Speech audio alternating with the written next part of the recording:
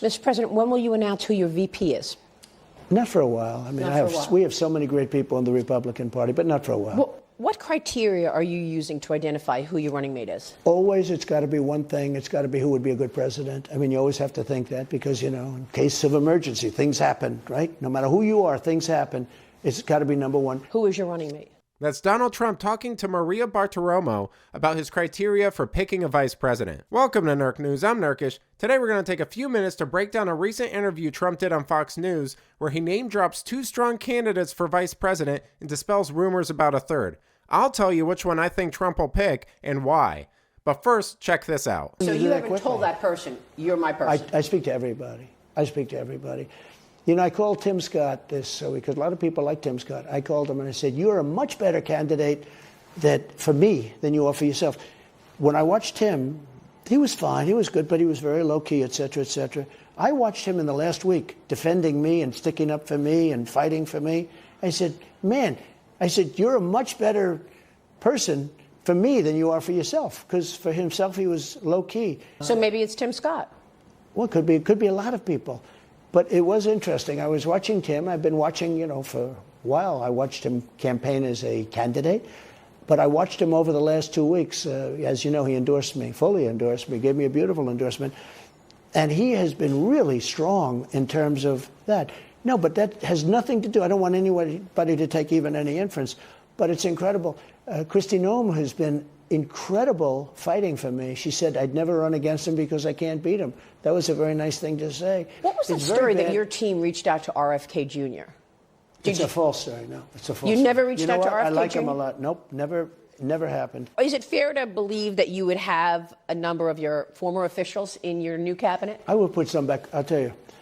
I came to Washington having spent almost no time in my life in Washington. I know. You said and all of a sudden I'm president. And I wasn't into Washington society. So I was not a Washington. I was a New York person. I was a New York builder. Well, you were an outsider, and that's why I was a total outsider. So it looks like Kristi Noem and Tim Scott are strong contenders for President Trump, and the stories about him reaching out to Robert Kennedy Jr. were just rumors. Now, he's already said in the past that he's made a decision and knows who he'll select for VP. Who would be in the running for vice president? Well, I can't tell you that, really. I mean, I know who it's going to be. Give us a hint. We'll do another show sometime. Now, we know Trump rewards loyalty. I mean, he has to, given how many snakes are in politics and how many leaks there were during his administration. And he's already said that he likes the concept of a female VP. So who's more loyal and female than Kristi Noem?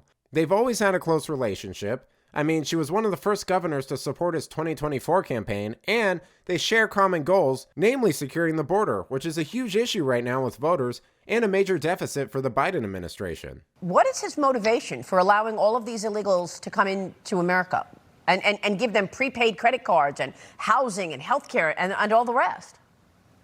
He's weak, and somebody's running the White House. I don't believe it's Joe Biden. He's never been this extreme. This is an extreme remaking of America, and it is a socialist, communist agenda.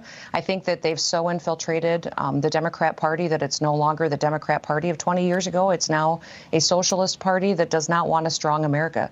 The people that are coming across that southern border aren't coming here to be like American citizens, to love our country, to protect our freedoms. They're not coming here because they love our Constitution.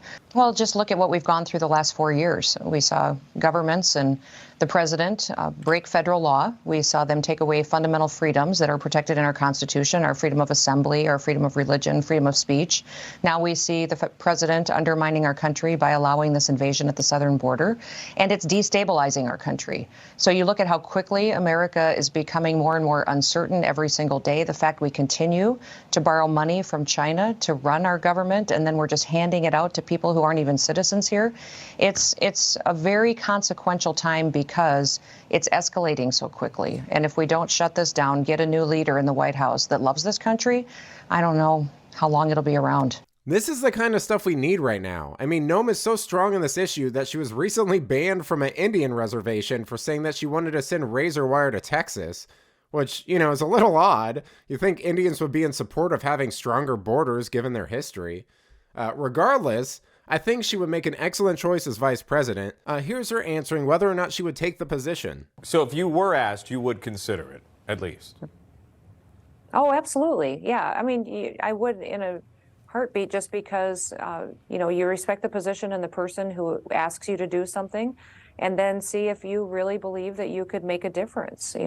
President Trump needs a strong partner if he's going to take back the White House, and he's going to need somebody who knows what it's like to run a business, to be an employee, earn a paycheck, but also having a wife, mom, and a grandma isn't bad either. And I think that kind of perspective would weigh in very well on a lot of policy decisions. Can you imagine Noem as VP? It certainly would be a nice change of pace. I mean, remember when Biden took office and he tasked Harris with stemming the flow of migrants on the southern border, and we never heard anything about it ever again?